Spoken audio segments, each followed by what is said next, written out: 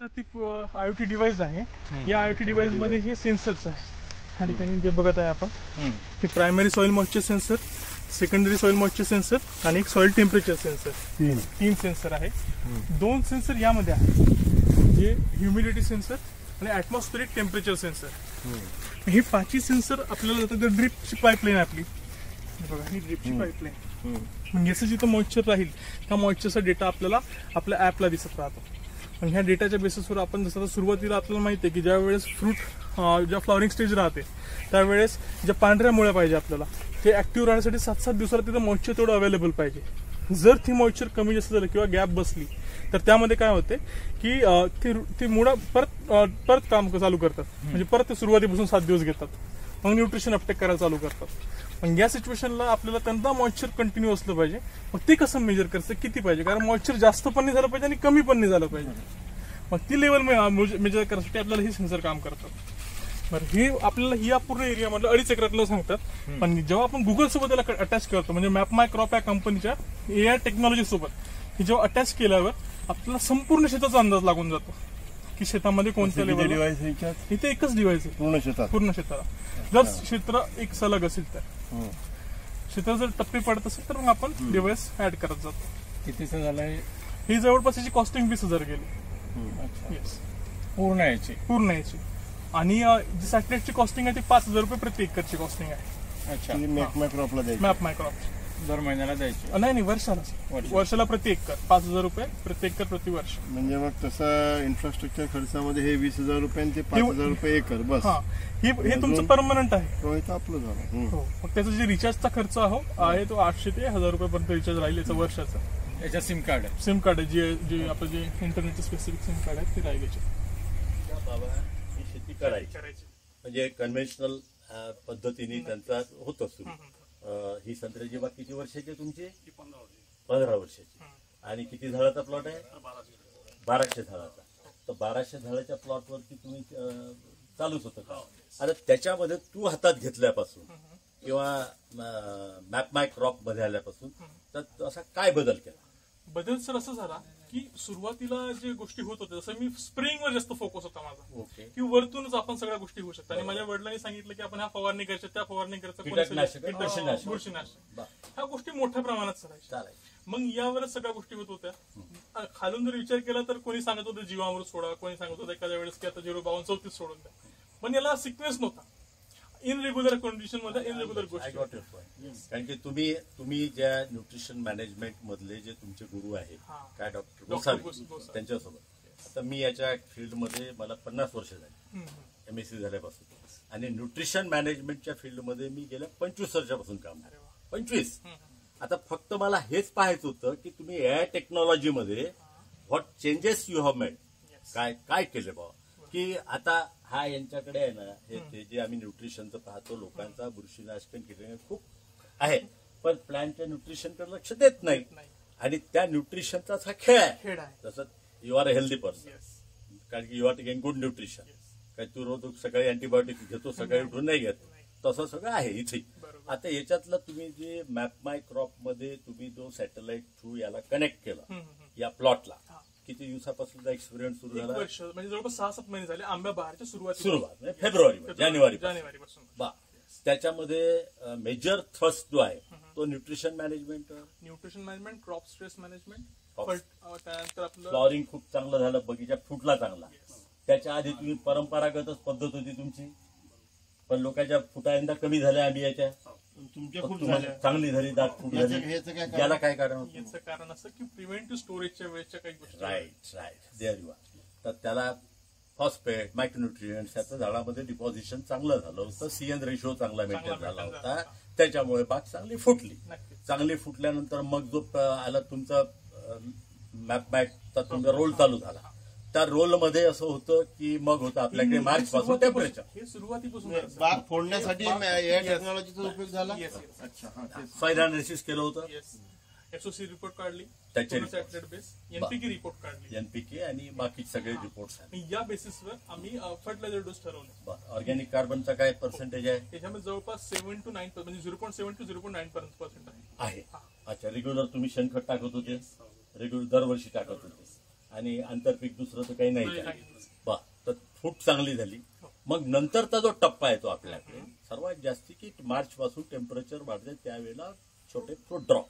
त्याच्यात तुमचा काय रोल आला? त्याचा सर माझा एक्सपिरियन्स ठरला त्या भागामध्ये त्यावेळेस की फ्रूट ड्रॉपिंग ह्या गोष्टी जेव्हा सुरू होतात पाण्याच्या अभावामुळे, काय पाण्याच्या अभावामुळे तो स्ट्रेस गेला.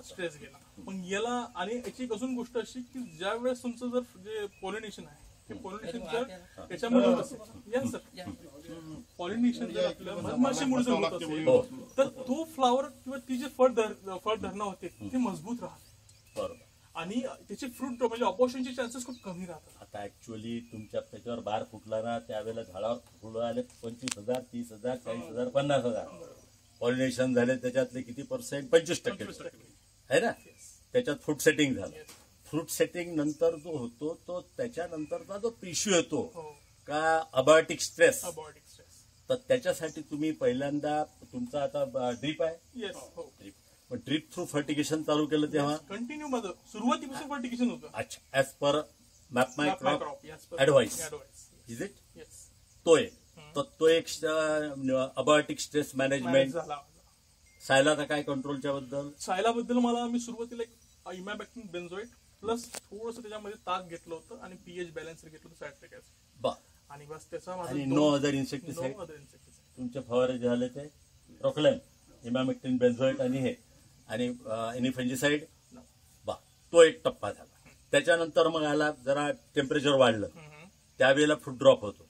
त्यावेळेला काय फर्टिगेशन आणि इरिगेशन प्रॉपर चाललं त्यावेळेस. अच्छा, बरं. Fertigation as per schedule related to your soil analysis reports है ना. त्या पिरियडमध्ये calcium, if it needs calcium, okay calcium, boron, हे ते सगळं बॅलन्स. ओके. त्याच्यानंतर आता जो इश्यू होतो आंबिया बहार, वी आर टॉकिंग अबाउट आंबिया बहार, विंटर क्रॉप. आता याच्यावर जे क्रॉप आहे छान बेरिंग चांगलं आहे, फ्रूट सेटिंग चांगलं झालं. आता ही सुरू आहे. आता मी प्लॉट मधून आलो. आता गेल्या 4-5 दिवसापासून सुरू झाला फ्रूट ड्रॉप. याच्या पहिले एक टप्पा काही झाडावरती क्रॅकिंग पण आलेला आहे. महत्वाचा हा जो समरचा स्ट्रेस आणि जून महिन्यात जे सुरू झालं तर हे cracking, calcium deficiency with boron हा सुरू झाला. आता फ्रूट ड्रॉप सुरू झाला. आता तुमच्या याच्याप्रमाणे सुरू झालं का शेड्यूल तुमचं? आता माझं सुरू मी आजच कॅल्शियम नायट्रेट बरोबर, त्यासोबत त्यामध्ये आपलं अमोनियम सल्फेट बरोबर आणि त्यासोबत त्याच्यामध्ये घेणार आहोत बोरॉन. ह्याचा बुस्टर डोस देणार आहोत आणि फर्टिगेशन चालणार आहे माझं शेड्यूल वीकली.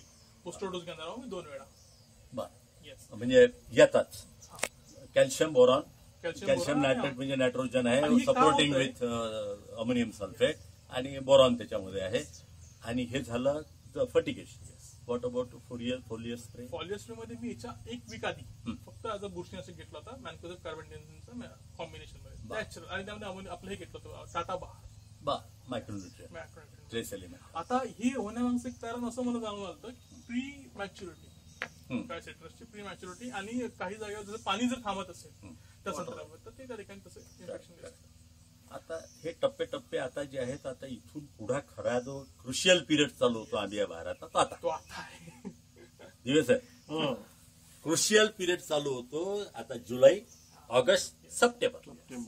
याच्यामध्ये नाही ते कारण की ह्युमिडिटी वाढली आणि सतत आता हे 4 दिवस जी पाऊस होता ह्युमिडिटी वाढली होती, पाऊस चालू होता, सूर्यदर्शन होत नव्हतं, सनलाईटच नाही आहे, तर त्याच्यामुळे फंगस प्रॉब्लेम चालू होतात. आता इथे पानाच्या देठापाशी फांदीपाशी इथे पाणी गोळा झालं की या ठिकाणी ऑल्टर्नेरिया, बॉट्रायटिस, त्याच्यानंतर फायटोप्थोरा, पाल्मीहोरा, इकडे हे सगळे ब्राऊन रॉट, हे सगळे प्रॉब्लेम आता येणार तुमचे इथून चालू. आणि ट्रिमेंडस फ्रूट ड्रॉप म्हणजे अनकंट्रोल्ड जर पाऊस जर आला ना तर त्या पिरियडमध्ये असंच झालं. एवढं भयंकर झालं की असं एक मिनिटाला एक संत्री पडत होतं. 25 वर्षाचा अनुभव तुम्हाला बोलतोय मी. 25 वर्ष या फील्डचा, संत्र्याच्या स्पेशल. मी तर मिशन मोडवर काम करतो याच्यासाठी आणि फ्री कन्सल्टन्सी, नो चार्जेस, स्वतःच्या खर्चाने जाऊ. तर याच्यातच आता कसे रिझल्ट मिळते म्हणजे मॅपमाय क्रॉपचं तुमचं जे काही AI टेक्नॉलॉजी आहे, मला क्युरिओसिटी का होती आलो आम्ही की हे सगळं नोन प्रॉब्लेम्स आहे. CCR आहे, सेंट्रल रिसर्च स्टेशन, त्यांच्याशी जाऊन बोमा मारून आम्ही झालो की तुम्ही काय करताय म्हणून. न्यूट्रिशन बद्दल बोलत नाही, वॉटर लॉगिंग कंडिशन बद्दल बोलत नाही, काय ते वेगळं. आता तुम्ही चांगलं आहे म्हणजे या नवीन टेक्नॉलॉजीचा तुम्ही हे करताय ते, पण मला तेच पाहायचं होतं की how far it is useful आणि फार्मर्सच्या लेव्हलला आपल्या ऑर्चर्ड रोडच्या ग्रोवरला त्याची पेइंग कॅपॅसिटी तुम्ही जे चार्जेस म्हणता ते जस्टिफाय झाले. आता या बागेमध्ये यांनी ते पैसे खर्च केले, समजा सॅटेलाइट स्टेशन लावलं, तुमचे 5,000 रुपये एकराप्रमाणे पैसे या याच्याप्रमाणे लावले. आता याचा सगळे रिझल्ट केव्हा पाहायला मिळतील? डिसेंबरला आहे ना, की डिसेंबरमध्ये रिटेन्शन किती झालं, या संकटातूनही आपल्या बागेत किती माल निघेल. 1,500 झाले ना आपले 1,200, म्हणजे असं धरून त्याला आजच्या पोझिशन प्रमाणे माझ्या अंदाजानं 5 क्रेट माल आता आहे. 5 ते 6 क्रेट माल आहे. 5 ते 6 क्रेट म्हणजे 15 सख 9 12 सकम 72. आता सध्याच्या घडीला तुमच्या जो 7 ते 8,000 क्रेट माल आहे. 8,000 क्रेट म्हणजे जर विचार केला तुमच्या जो 560 टन माल आहे, 500 टनाच्या वर, 500-600 टन माल तुमच्या जो आजच्या घडीला आहे. आता फक्त याचं टेस्टिंग केव्हा होईल का at the time of harvest how much we can harvest. हा आपला सर्वांचा आंबिया बहार घेणाऱ्या आपल्या शेतकऱ्यांचा मोठा प्रश्न आहे, मोठा प्रश्न. म्हणजे आजही अजूनही मी त्यांना मागत असतो का फेविकॉल मारा, बाकी ते काही काम करत नाही. ते संत्र असे गळते की खाली सारा. त्याच्यानंतरच्या टप्प्यात पुढच्यात आता हा टप्पा गेला की नंतरचा ऑगस्ट महिन्यातला जो येईल फ्रूट फ्लाय हातारणार. म्हणजे आम्ही सांगतो 15 ऑगस्टला झेंडावंदन झालं का फ्रूट फ्लायचे ट्रॅप लावत जा रे बाबा.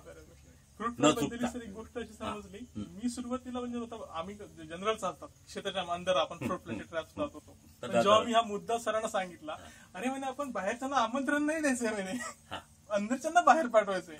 तर त्यांनी सांगितलं की फ्रूट फ्लायचे जे ट्रॅप्स आहेत ते शेताच्या बाहेर लावा. मग हा मुद्दा मला त्यांचा पटला. सेकंड थिंग, जेव्हा हे आता कंडिशनला लोक तणनाशक मारतात आणि तणनाशक मारून तण दाबायचा प्रयत्न करतात. आणि या ठिकाणी काय होतं की लास्ट टाइम अशी सिच्युएशन आली, तणनाशक मारलं होतं, त्यांनी अचानक ते फ्रूट ड्रॉपिंग चालू झाली. मला असं वाटतं की ज्यावेळेस तणाला जर ते हार्मफुल असेल तर ते त्याच्या रूट्सला पण एक्झॅक्टली काहीतरी डॅमेज करत असेल आणि या गोष्टीमुळे ते त्याला शॉक मध्ये जात असेल किंवा स्ट्रेसमध्ये जाऊन तो फ्रूट सोडत असेल. एक सिच्युएशन ती असू शकतात. सेकंड थिंग, मी हा तणाला म्हणजे मग तणनाशक मारणं बंद करून दिसलं मला. ब्रश कटर चालतो. मग याचा फायदा असा होता की जो खालचा भाग आहे म्हणजे लीफचा खालचा भाग तो टोटल मला ऑर्गॅनिक कार्बनसाठी डेव्हलप होत आहे आणि वरचा भाग जो तो कंपोस्ट साठी डेव्हलप होत आहे. आणि जर ज्या वेळेस काय होतं की एक्सेस जर पाणी होत असेल तर रूट्स तर ऍक्टिव्ह आहे याचे पण, हे रूट्स शोषून घेतात जास्तीचं पाणी. हे काम आता हाच मोठा मुद्दा जो आहे ना, विडीसाइडचा वापर संत्र्यामध्ये, हा मोठा कॉन्ट्रोवर्सीचा मुद्दा. If you study the role of herbicide, त्याच्यामध्ये आता if you take an example of glyphosate हे क्लोरोफिल मधून ऍब्सॉर्ब होते आणि ते त्याला बर्न जात. म्हणजे लही आहे, हराळी आहे, त्याचे सकर्स असतात, तर तिथपर्यंत जाऊन ते करतं. आता बगीचा अशी समस्या अशी आहे का ह्या बाजूला ही खास प्रॉब्लेम, दुसऱ्या बाजूला ट्रिमेंडस लेबर प्रॉब्लेम, ट्रिमेंडस. काय कापून आता ज्याच्याकडे प्रत्येकाकडे ब्रश कटर नाही, तो अरे काप रे बाबा, मार पडू दे तिथं, तर तो म्हणतो की मजूर भेटत, मग ब्रश कटर. मोठी समस्या, मी शेतकरी म्हणून सांगतो तुला. तर हा आता ब्रश कटर चालवायचा, त्याला मजबूत माणूस पाहिजे, त्याला तो थकून जायचा. तो मी विचारलं तुमच्या माणसाला 300 रुपये, आमच्या इथं 500 रुपये रोजाने येत नाही ब्रश कटर, हे वस्तूशी सांगून राहिलो.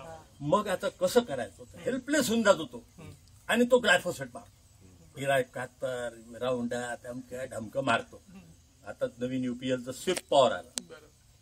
आता ते म्हणतात त्या हर्बिसाइड वाले की it has nothing to do with your fruit drop, त्याचं काही हे नाही, कारण की ते हे न्यूट्रल होऊन जाते, मातीला लागलं की न्यूट्रल होऊन जाते तिथे. हा असा वादाचा मुद्दा म्हणून मी तुला मुद्दा सांगतो. आता त्याच्यातून बरेचशा लोकांनी पॉवर स्प्रेनी फंडी मारतात, that is wrong.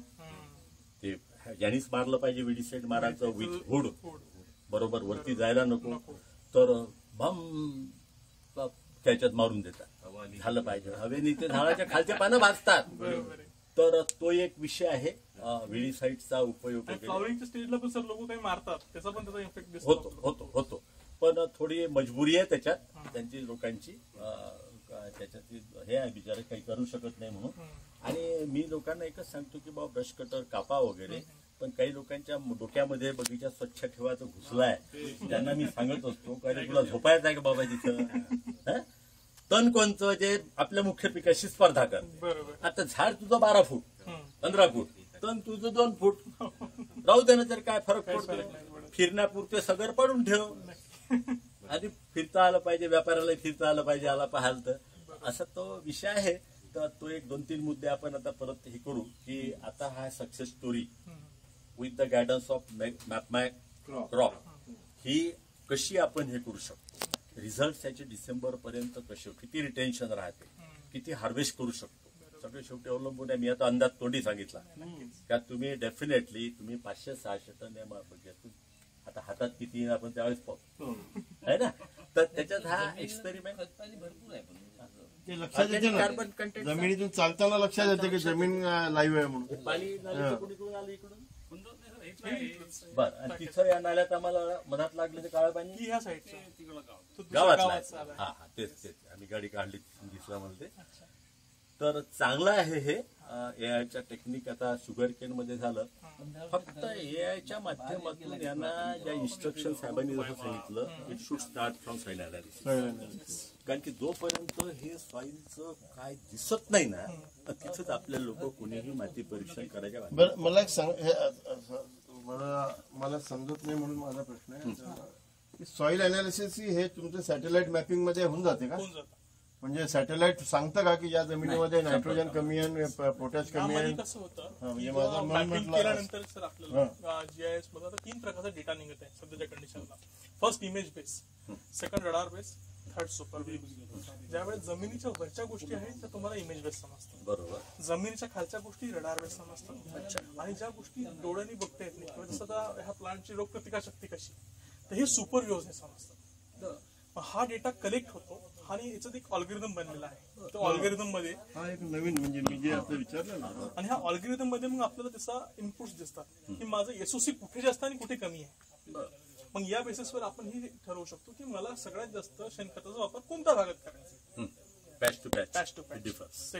Second thing जी एनपीके आहे, एनपीके देत असताना एक गोष्ट लक्षात आली की आपल्या जमिनीमध्ये नायट्रोजन, फॉस्फरस, पोटॅशियम आहे, पण ते अवेलेबल फॉर्म मध्ये नाही, फिक्स आहे.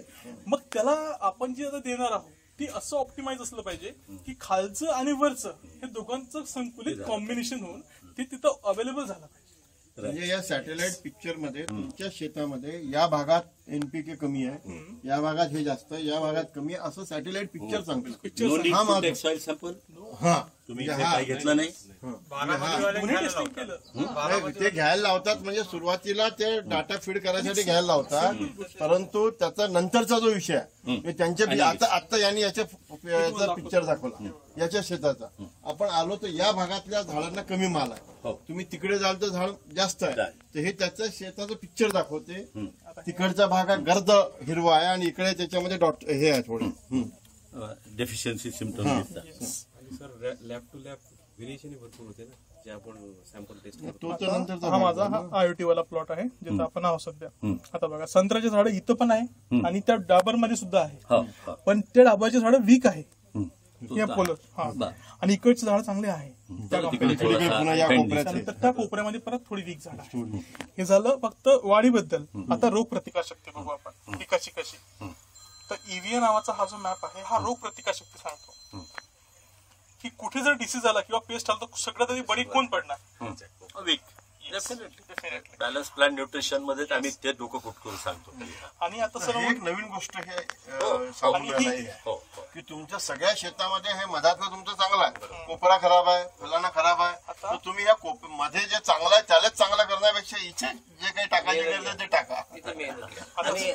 हा नकाशा एक सॉइल वॉटर अपटेकचा, म्हणजे आपण जे अन्नद्रव्य दिले हे अन्नद्रव्य खरंच पीक घेत आहे का, त्याचं अन्नद्रव्याचं अपटेक बघा 70 to 80% पर्यंत अपटेक आहे. म्हणजे माझे न्यूट्रिशन जे देत आहोत ते वेस्ट नाही झालं. असल्यामुळे ते पण तो सांगून राहिला की 70% घेऊन राहिला, ते 100% नाही घेऊन राहिलं, पण 70%. बल्क फर्टिलायझरचा वापर काही केला का इथे? सुरुवातीला बेसल डोस टाकला होता एनपीके टाकला. अच्छा, no secondary, no trace element टाकले होते. सेकंडरी आणि एनपीके ह्या दोन्ही गोष्टी मिक्स करून मी एक बेसल डोस टाकलेला आहे. पण त्यानंतर आता त्यांनी मला एक गोष्ट शिकवली होती की प्रत्येकाला भूक असेल तेवढंच तो खाईल. भुकीच्या भाव तो खाणार नाही आणि ते जर तसं राहिलं पडून तर ते फिक्स होऊन जाईल. फॉस्फेट पोटॅश फिक्स होऊन जाईल. मग त्यांनी म्हटलं की मग आपण आता जे प्रत्येकाचं एक मिथ आहे की हे दिलं पाहिजे बेसल डोस, आपण तो द्यायचाच, त्याला विरोध करायचा नाही. पण त्यासोबत आपण जे वॉटर सोल्युबल्स आहे, जे फर्टिगेशन आपल्या पिकाला लागणार ते सुद्धा आपण देत राहायचे. त्याच्यात हा बेसिक गोष्ट काय आहे का तुम्ही इतर पिकाशी जर तुलना केली, आम्ही लोकांना डोकं कुट करून सांगतो, अरे आंब्याला बार तुझ्या जानेवारी महिन्यात फुटला, आंबे केव्हा हार्वेस्ट केले? मे महिन्यात. पेरूला बार फुटला, आता हार्वेस्ट केव्हा केले? सप्टेंबर ऑक्टोबर महिन्यात. 4 ते 5 महिन्यात फ्लॉवरिंग टू हार्वेस्ट हा पिरियड. या संत्र्याचं आणि मोसंबीचं असं आहे 10 महिन्याचा क्रॉप आहे. 10 ते 11 वेळ पडली तर 12 हिवरखेड गाव आहे मुर्शिद तालुक्यातलं. बाबूजी 13-14 महिन्याच्या आधी बगीचाच नाही तो. 12 महिने पुढे बगीचा तुटल्यावर द्यायचा बगीचा. आणि इथे आता यांच्याकडे सुद्धा हा जो बेल्ट आहे इथे 10 ते 11 महिनेपर्यंत घेतात. म्हणजे फ्लॉवरिंग टू हार्वेस्टिंग इतका मोठा पिरियड आहे. त्याला तुम्ही बेसल डोस जो दिला किंवा काही जे करतात ते काम काय करते तुमच्या वरच्यावर, वाय इट नीड्स फर्टिगेशन, की बेसल डोस तुम्हाला 3-4 महिनेपर्यंत त्याचा आपलं हीच गोष्ट परवाच्या दिवशी भोईटे साहेबांनी सांगितली. ते जे आले ना ऊसामध्ये आम्ही खत केव्हा देतो? लागवडीच्या आधी. मग देतो 45 दिवसांनी बाळ बांधणीच्या, आणि तिसरा डोस देतो 4 महिने. त्याच्यानंतर 8 महिने ऊस त्याला नुसतं पाण्यावर सोडतो. हीच गोष्ट जशी त्यांनी सांगितली. बरं, ऊस तोपर्यंत वाढतो का? ऊस वाढायला सुरुवात होते 4 महिन्यानंतर, तेव्हा मात्र त्याला काही खायला द्यायचं नाही. आणि असा तो बिलकुल हाच प्रिन्सिपल इथं संत्र्यात लागू होते. आणि म्हणून आम्ही लोकांना सांगतो की अरे बाबा तू पहिले जो बेसल डोस दिला, आता एखादा काही नाही तुझ्या फर्टिगेशनची व्यवस्था नाही तर जून-जुलै महिन्यामध्ये एखादं थोडंसं दे त्याला एनपीके काहीतरी, दॅट टू हाय पोटॅश थोडं दे, जेणेकरून क्वालिटी बनेल. जोपर्यंत तुझी संत्र्याची क्वालिटी बनणार नाही तोपर्यंत भाव भेटणार नाही. बिलकुल हा विषय. एक सर आता हे डेलीचं वेदरचं इन्फॉर्मेशन आपल्याला मिळत राहते. त्यामध्ये आजचा क्लाउड किती % आहे, प्रेशर कसं आहे, ह्युमिडिटी कशी आहे, आणि 7 दिवसाचं फोरकास्टिंग पण दिसते. असं मी काल सरांना सांगितलं होतं की सर उद्या पावसाची शक्यता कमी आहे, आपण उद्या कार्यक्रम घेऊ शकतो. त्यानंतर मग पावसाची दाट शक्यता आहे. आपला प्रोग्राम उद्यापासून काय पाऊस पुन्हा. आणि हे बघा आता आपल्या प्लॉटची कंडिशन कशी आहे, हेल्दी आहे, व्हेरी हेल्दी आहे, हे पण आपल्या इथे समजतं. अच्छा. त्यानंतर आता आपल्या पिकाला पाण्याची गरज आहे का, म्हणजे किती पाणी डेफिशिएट होत आहे आणि किती पाणी आहे अवेलेबल आहे. म्हणजे मला जर फर्टिगेशन करायचं असेल तर मी ह्या हिशोबाने तिथं. आता what is blue colour indicates? याचा अर्थ की अवेलेबल वॉटर किती आहे. अच्छा. आणि याचा अर्थ डेफिशिएट किती होतं, किती इओपोट ट्रान्सफरेट होऊन जातं. It's not a proper condition for fertigation. नाही, या कंडिशनला आपण करू शकतो कारण जागा आहे शिल्लक. येस. बर. आणि या ठिकाणी इरिगेशन आपण नाही करायचं, फर्टिगेशन. हो. ओनली हार्डली 15 मिनिटं आधी चालू करायची, पुन्हा सेंचुरी जोडून द्यायची. आणि अशा पद्धतीची काही त्यांना आता हे अलर्ट्स येतात. आता अजूनही इम्प्रूव्ह. त्यानंतर मॉइश्चर सुद्धा, म्हणजे हे सगळे मॉइश्चर समजतात. वरच्या भागात पण आपण बघितलं फुलफिल आहे, म्हणजे ओव्हर मॉइश्चर होतं. या ठिकाणी मॉइश्चर पर्सेंट 0 सेंटीमीटर पासून तर 800 सेंटीमीटर पण सगळं समजतं की कोणत्या भागात किती आहे. ज्या वेळेस आपलं फुटीचं ताण, म्हणजे फुटीच्या वेळेस पाणीचं मॉइश्चर मेंटेन करत असतं, त्या वरच्या भागामध्ये ज्या पांढऱ्या मुळ्या आहेत त्या मुळ्यांसाठी स्पेसिफिक तेवढं मॉइश्चर असणं गरजेचं आहे. जर ते कमी झालं तर त्या मुळ्या मरतात आणि परत मग त्याची सुरुवात होते. मग त्यामुळे आता इकडच्या भागात कसं होतं की शेतकरी लांब जातात, म्हणजे आज पाणी दिलं की 15 दिवसांनाच पाणी देतात डायरेक्ट. मग ती मुळ्या परत डिऍक्टिव्ह होतात, 15 दिवसांनी जेव्हा पाणी देतात परत ऍक्टिव्ह होतात. ते फूट लांबच जातात आणि ते एकदा सीझन त्याचं गेलं. दुसरं डिसीजेसच्या बद्दल तुमचं काय आलंय? मी डिसीजेस बद्दल मी जे सांगितलं, जमिनीतले रोग म्हणतो, फायटोप्थोरा पर्टिक्युलर, रायझोक्टोनिया, याचं मी कसं नियोजन केलं की मी रोगप्रतिकारशक्तीवर खेळलो सर. येस. जिथे रोगप्रतिकारशक्ती कमी मी त्याच्या न्यूट्रिशनवर फोकस केलं, जिची रोगप्रतिकारशक्ती चांगली तिथे डिसीज स्पेसिस चान्सेस कमी. अच्छा. What about water logging condition? Water logging condition मध्ये बघा या ठिकाणी समजतं आपल्याला की आपलं पाणी कुठे जास्त होत आहे, कुठे कमी होत आहे. आता हा वॉटर वॉश मॅप आहे. हा वॉटर वॉश मॅप सांगतो आपल्याला की संपूर्ण शेतामध्ये पाण्याचं पर्सेंटेज किती. जसं की आता या भागामध्ये जर बघितलं आपण तर 70 to 80% पाणी आहे. पण या सिच्युएशन मध्ये काय करतो, जसं पाणी मी मेंटेन करतो 30-40 ला की पाणी चालू करायचं, 70-80 ला गेलं की पाणी बंद करायचं. म्हणजे याने काय होतं, ऑप्टिमाइज होतं इरिगेशन. ना जास्त पाणी होतं ना कमी पाणी होतं. माझा अजून एक क्वेश्चन की काही जमिनीमध्ये लोकांनी ज्या सुटेबल नाही संत्र्यासाठी, हाय पीएचचे आहे, water logging, guaranteed water logging होते, डाबरीचा भाग आहे, सगळीकडचं पाणी येऊन तिकडे येते, not at all suitable for orange cultivation. त्या ठिकाणी आपण सुरुवातीपासून आपण सांगतो का की काय आता हा मुद्दा खूप चांगला आहे, कारण एक लास्ट शेतकरी का 2-3 दिवसाआधी येऊन गेला.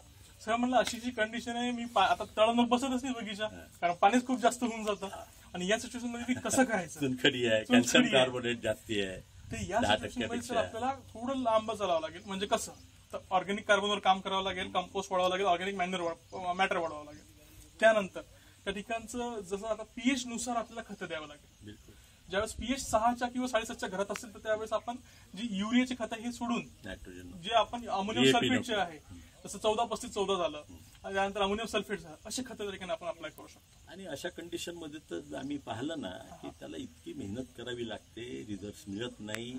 जिथं कॅल्शियम कार्बोनेटचं पर्सेंटेज 10-15% दिसते आहे, वर चुनखडी दिसते आहे, खाली चुनखडीचं तळवट आहे, तिथं संत्र्याची बाग लावली आहे, तिथे काय करायचं, दुसरंच काम किती काय. कोणी तुमची टेक्नॉलॉजी कोणती आहे, त्याला म्हणतो रे तू चुकीच्या जागी संत्रा लावला बाबा, असं लावायला नको. एक आता आम्ही कसं आहे बघा, आपण कॉपी फार करतो. आम्ही स्पेन मधून आलो, इस्रायल मधून आलो, आता आम्ही बेडवर लावणे सुरू केलं. आता त्याच्याबद्दल तुझं काय, म्हणजे आता मला तर इतका माझा प्रश्न पडला, म्हणजे माझ्या इथे आता आम्ही बेडवर लावली तर मातीचं सॅम्पलच कसं घेऊ. म्हणजे पहिले घेतलं होतं, आता ते सगळी खालची माती वर आली, बेडवर आली. ऍक्च्युअली संत्र्याच्या कोणती बाग लावताना तर संत्र्याच्या तर रूटची असा प्रॉपर्टी की अशी हॉरिझॉन्टल वाढते, संत्र्याची रूट.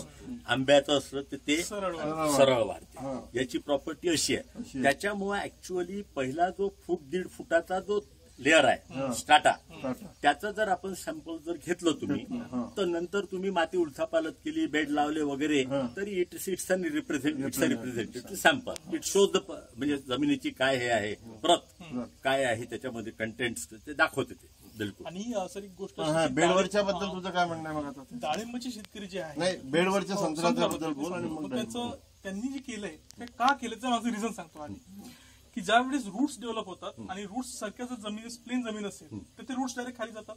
पण बेडवरच्या संत्र्यामध्ये काय होणार, हे रूट्स जे आहे ते बेड क्रॅक करायचा प्रयत्न करेल. मग आपण असं वरतून पण दिसेल की वाटतं की रूट्स. आता याचं कारण असं की त्याच्यामध्ये त्यांचं जे ऑक्सिजन लेवल त्या रूट्सला पाहिजे की तिथं मेंटेन होतं. 60-40 जो रेशिओ आहे, म्हणजे 60% त्या ठिकाणी पाणी आणि 40% जो एअर आहे हे तिथे मेंटेन होतं. ही एक गोष्ट आहे. येस. आणि ज्या वेळेस आपण वापसाकडे जातो तो वापसा सिच्युएशन त्याच्यामध्ये चांगली मिळते या जमिनीत, म्हणजे ऍडवायझेबल आहे. मी 2009 मध्ये आम्ही इस्रायलमध्ये गेलो होतो ना, तर 12 मध्ये आम्ही गेलो स्पेनला, तिथं सगळीकडे बेड आणि अर्थात सॉइलही वेगळी आहे, त्यांची सँडी सॉइल आहे. मी सर एक व्हिडिओ बघितला होता लास्ट टाइम, आता टँगो व्हेरायटी बद्दल एक व्हिडिओ खूप प्रसिद्ध, आम्हीच गेलो होतो, आम्ही दोघे होतो. आणि मला असं एवढं बरं वाटलं होतं की आपल्या इकडचं संत्र्यासाठी कुठे खूप चांगलं. आम्ही डेमो प्लॉटही घेतला, आणि त्याच्यानंतर आल्यावरच याचं थोडंसं जरा जे शिकायला लागलो की तुझ्यापर्यंत साहेबांच्या ऑर्डर झाले आम्हाला दोघाले संत्रात आता आम्हाला दोघांना जबाबदारी दिली आहे, तुम्हाला मदत घ्यायची आहे. मी 2012-2014 मध्ये स्पेनला गेलो, 12-14, म्हणून मी यावेळेस नाही आलो तुमच्यासोबत, पण त्या सगळ्या व्हॅलेन्शियामध्ये अल्बासेटमध्ये मी व्हिजिट करून आलेलो आहे. तिथे एक ते जे आपण पाणी मोजायसाठी जे टाकतो मॉइश्चर आता पाहायचं नाही आपल्याला, टेन्शोमीटर, त्याचा जमिनीशी संबंध आहे.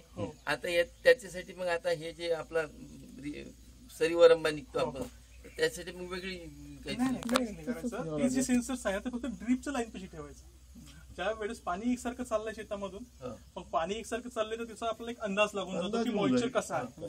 आणि ज्या वेळेस जीआयएस मॅपिंग करतो त्यावेळेस संपूर्ण शेताचा अंदाज येऊन जातो की कोणत्या भागात जास्त कोणत्या भागात कमी होतं. ते असं उतारपाठे असतं जमिनीत टाकल्यावर त्याचा एक्झॅक्ट रिपोर्ट येईल. पण कसं ते व्हॅरी करतं सर, सॉइलचा टाईप बदलला त्याच्यामध्येच हे जे सॅटेलाइट वाला जे काम करून राहिलं की नाही, ते पूर्ण शेतात वेगवेगळ्या पॅच मध्ये जास्त मोठे जास्त रिलायबल. आतापर्यंत आपण इंडिकेटिव्ह सॅम्पलवर किंवा एक अंदाजे याच्यावर करत होतो, तर हे परफेक्ट वर आता परफेक्शन आणि याच्यामुळे ते मॅपिंग बरोबर आणि परफेक्ट आपल्याला मिळतं त्या पॅच. आंधळ्या पद्धतीने शेती करत आहे, बरोबर करतोय, म्हणजे का त्याच्याच वर्ष जगला आणतो, म्हणजे चुकलं थोडी त्याचं, चुकलं नाही त्याचं. शेतकरी आले, त्यानंतर आता एक आजूबाजूच्या एरियाचे शेतकरी येऊ राहिले, त्यांची एवढीच इच्छा सर म्हणे आम्ही बागा काढायच्या मुलावर होतो म्हणे. पण तुमचं हे बघितलं म्हणे आता इथे येऊन बघितलं तर आनंद झाला म्हणे की तुम्ही आमच्या बागात